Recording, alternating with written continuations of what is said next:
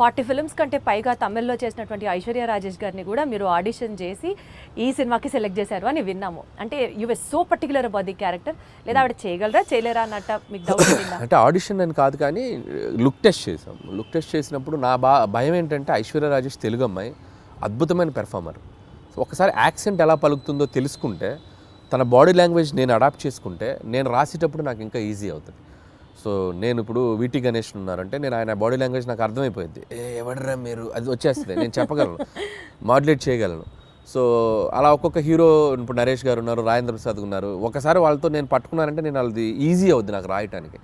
So ఐశ్వర్యకి ఏంటంటే తను ఏదో జోక్గా చెప్తుంది కానీ ఆడిషన్ లాగా కాదు, తన బాడీ లాంగ్వేజ్ తనది ఎలా ఉంటుందో నాకు రీడ్ అవ్వాలి ఇక్కడ మైండ్కి.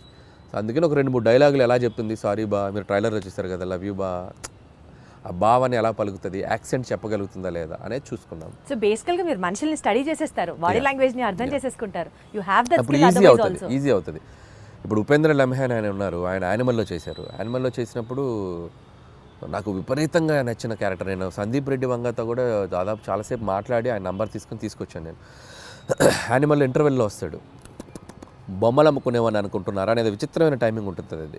అది నాకు భలే, చూడగానే భలే అనిపించింది నాకు. అరే భలే పెక్యులర్గా ఉన్నాడు ఇతను అని తీసుకొచ్చి, నేను ఆ సినిమా యానిమల్ ఒక 10 సార్లు చూసా ఆయన బాడీ లాంగ్వేజ్ని క్యాప్చర్ చేసుకోవడానికి. చూసుకొని నేను నరేష్ ఇచ్చినప్పుడు అతను షాక్ అయిపోయాడు, ఉపేంద్ర లమ్హాన్, ఇదేంటి ఈ నాలాగా నాలాగా కనిపిస్తున్నాడేంటి, ఇన్ఫ్యాక్ట్ నాకంటే బెటర్ కనిపిస్తున్నాడేంటి అన్నారా? మీకు కాంప్లిమెంట్ వచ్చిందా? యా, ఈ told like that.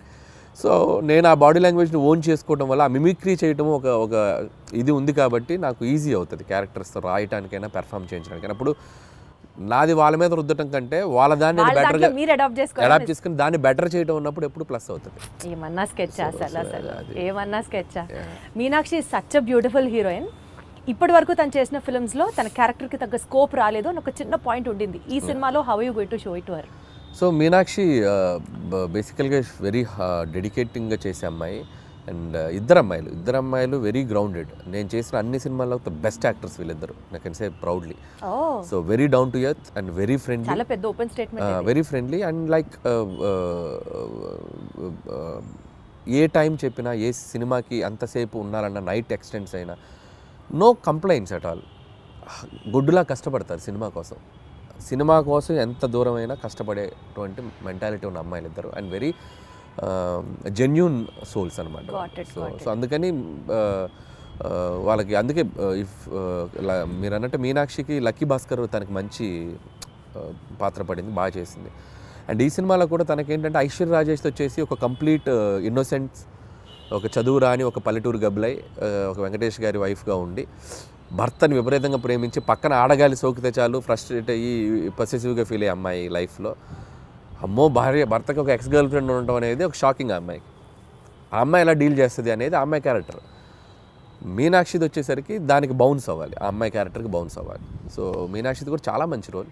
And action ఉంది, ఫస్ట్ ఒక 10 నిమిషాలు అమ్మాయికి ఒక ఫైట్ కూడా ఉంది. And police officer role. So glamour wise, cutout wise ఆ అమ్మాయిది కూడా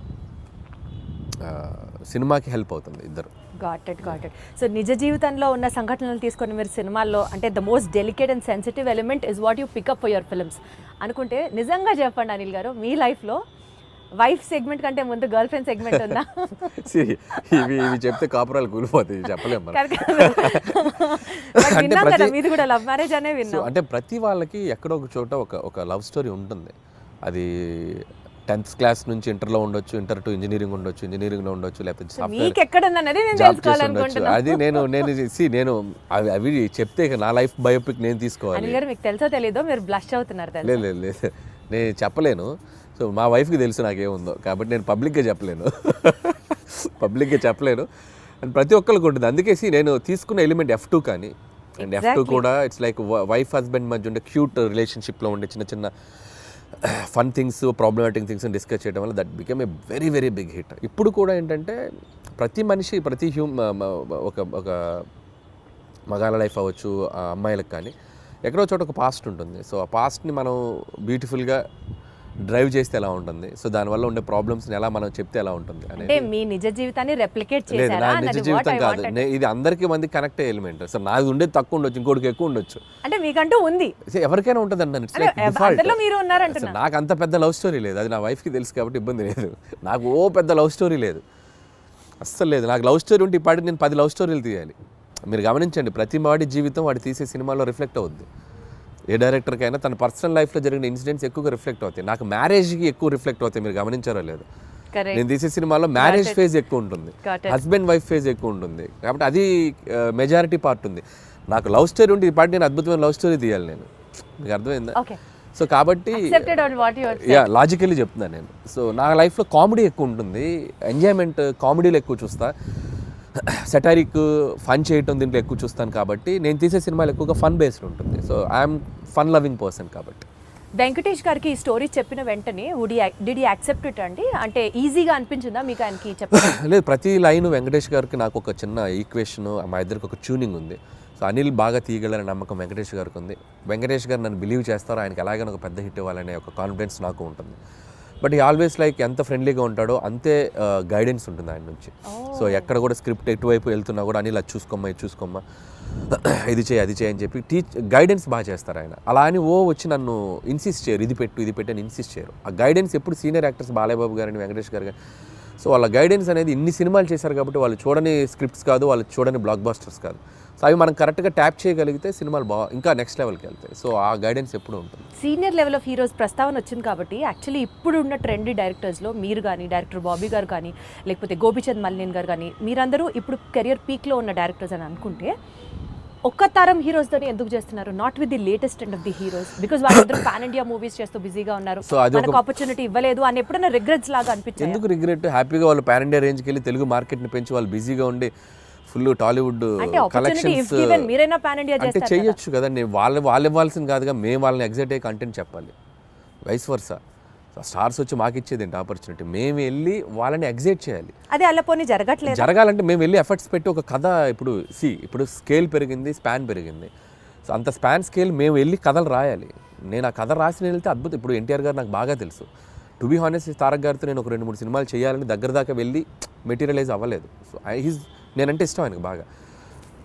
వాళ్ళని ఎగ్జైట్ చేయాలి మేము వెళ్ళి. సో ఆ ఎగ్జైట్ చేసే కథలు దొరికినప్పుడు ఆబ్వియస్గా చేస్తారు. మహేష్ గారితో చేశాను నేను, సర్లే నీకు ఒక బిగ్గెస్ట్ హిట్ కదా మహేష్ గారితో.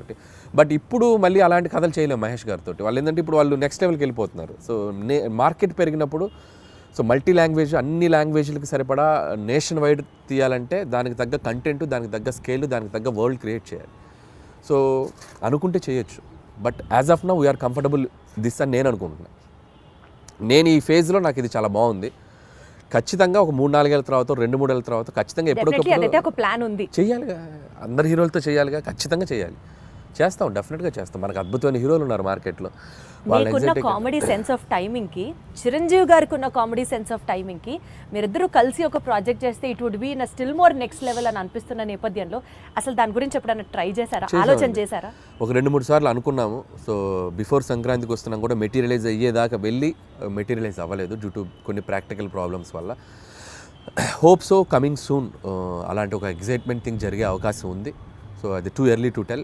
సో చిరంజీవి గారితో చేయాలని నాకు ఉంది. But still it is on the track అని అయితే అర్థమవుతుంది. ట్రాక్లో ఉంది, బట్ కన్ఫర్మేషన్ మనం ఇప్పుడే చెప్పలేము. ఎందుకంటే ఇన్ ద సెన్స్ అన్ని సెట్ చేసుకుని నాకు చెప్తే బాగుంటుంది. సో ముందే చెప్పడం వల్ల ఏంటంటే నేను కథ లేకుండా, కథ పూర్తిగా హీరోకి గారికి చెప్పకుండా, ఏ ఎగ్జైట్మెంట్ లేకుండా ఇది ఉంది అని నేను చెప్పలేను. ఇద్దరం ఎగ్జైట్మెంట్లో అనౌన్స్ చేసామనుకోండి, కిక్ వేరు. సో అందుకని అది అంతా మెటీరియలైజ్ అయ్యాక చెప్తే బాగుంటుంది. Still we're in it's very beginning స్టేజ్లో ఉంది. సో మీరు అన్నట్టు చిరంజీవి గారితో నేను అనేది చేయాలి అనుకున్న ఇది మాత్రం ఖచ్చితంగా డెఫినెట్గా మా ఇద్దరికి ఒక ఎంటర్టైన్మెంట్, ఆయనకి ఏం చేస్తే బాగుంటుందనే ఐడియా నాకుంది. అలాగే చిరంజీవి గారితో ఏం చేయాలి అనేది కూడా ఒక క్లియర్ పిక్చర్ ఉంది. సో డెఫినెట్గా ఇట్ విల్ బి లైక్ మీకంటూ ఫోకస్, విజన్ ఉంది కాబట్టి డెఫినెట్లీ అది ఎగ్జిక్యూట్ అవుతుంది వెరీ సూన్. ఈ సినిమా ప్రమోషన్స్ గురించి మాట్లాడితే అంతా యూనిక్గా, చాలా డిఫరెంట్గా ప్లాన్ చేయడం వాజ్ యువర్ చాయిస్ అండి, your idea, in fact your creative part. Especially Venkatesh గారు నేను పాట పాడతాను అన్నది ఎవ్రీ ఫిలిం అంటే ఎపిక్. అది నేను ఇప్పుడు కాదు, ఎవ్రీ ఫిలిం ఆల్మోస్ట్ F3 ముందు నుంచి కూడా, సరిలేరు టైం నుంచి అని చెప్పలేను కానీ F3 దగ్గర నుంచి కూడా భగవంత్ కేసరికి కూడా కొన్ని రీల్స్ చేశాను అమ్మాయిలతోటి. శ్రీలీల కాజల్తో కూడా చేశాను. బట్ ఈ సినిమాకి ఎక్స్ట్రీమ్ చేసాం. అంటే ఈ అంటే ఆ సినిమాకి క్రియేటివ్ పార్ట్ అంతా మీదేనా ఐడియా? లేదు టీం ఉంది. I have a team. So digital team ఉన్నారు, వంశీ శేఖర్ అండ్ మనోజ్ టీం ఉన్నారు. బట్ నేను ఎక్కువ పార్టిసిపేట్ చేస్తాను. వాళ్ళు చేసిన పాట దాంట్లో పాడతారని వెంకటేష్ గారు అవి మిమ్మల్ని అవి ఇన్స్టెంట్గా విసిగించడం. నేను క్రియేట్ చేసుకున్నవి. వెంకీ గారు నేను అనుకున్న చేసినవి కొన్ని ఐడియాస్. వాళ్ళు ఏంటంటే నేను ఐడియాస్ చెప్పాక వాళ్ళు డెవలప్ చేస్తారు. వాళ్ళ దగ్గర ఏదంటే నేను ఇంకా బాగా డెవలప్ చేస్తాను. So it's like mutual. But most of the time ఏంటంటే నేను ఎక్కువ ఇన్వాల్వ్ అయ్యి వాళ్ళని ఎంకరేజ్ చేస్తూ ఉంటాను. ఇలా చేసుకొని రండి, ఇలా అనుకోండి, ఇలా చేయండి. వాళ్ళు అంతే, అబ్బా అన్న సూపర్ అన్న, ఇది అదిరిపోయిందని ఇచ్చేద్దాం అని చెప్పి ఇంకా జోష్ ఎక్కువైపోతుంటున్నావు. లైక్ ఇప్పుడు కెప్టెన్ ఉంటే ఎలా ఉంటుంది టీంలో, ప్లేయర్స్కి కెప్టెన్ ఒక ఎలా ఉంటుంది, అలా కెప్టెన్గా నేను వాళ్ళని మోటివేషన్ కానీ వాళ్ళని డ్రైవ్ చేయడం కానీ బాగా చేస్తుంటాను. కాబట్టి వాళ్ళు ఇంకా ఎక్కువ బాగా కష్టపడి పని చేస్తారు. సోషల్ మీడియా మొత్తం గోదావరి గట్టు మీద సాంగ్స్ రీల్ అసలు మారం రోగిపోతుంది. That itself shows the cinema is like super success already before the release. ఈ క్రెడిట్ ఎవరికి ఇస్తారు? సో భీమ్సేనండి, 100% భీమ్సేన్, రమణ గోగుల ఇద్దరికి. సో ట్యూన్ లేకపోతే ఆ సాంగ్ లేదు, రమణ గోగుల గారు పాడకపోతే ఆ రీచ్ లేదు. అసలు ఆల్ ఆఫ్ అ సడన్ ఆయన పిక్చర్ లోకి తీసుకొచ్చారు. All of a sudden it became a blast. All of sudden కాదు, ఇట్స్ లైక్ ప్లాన్డ్. ఒక మంచి వాయిస్తో వెళ్ళాలని మేము వెయిట్ చేసాం. ట్యూన్ ఎప్పుడో జూన్లోనే కంపోజ్ అయింది ట్యూన్. సో దాన్ని మేము ఓపిక్గా వెయిట్ చేసి ఎవరితో పాడిస్తే బాగుంటుంది అనుకొని ఫైనల్గా రమణ గోల్ గారు అయితే బాగుండని చెప్పడం.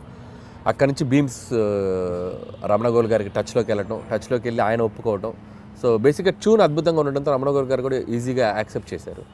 సో వచ్చాక ఆయన పాడి ఆయన చమక్కులు కొన్ని యాడ్ చేసి రే ఇలాంటి చమక్స్ ఉంటాయి ఆయనవి కొన్ని ఆయనవి ఉండటం. ఇట్స్ లైక్ టీమ్ వర్క్, అందరూ అద్భుతంగా. సో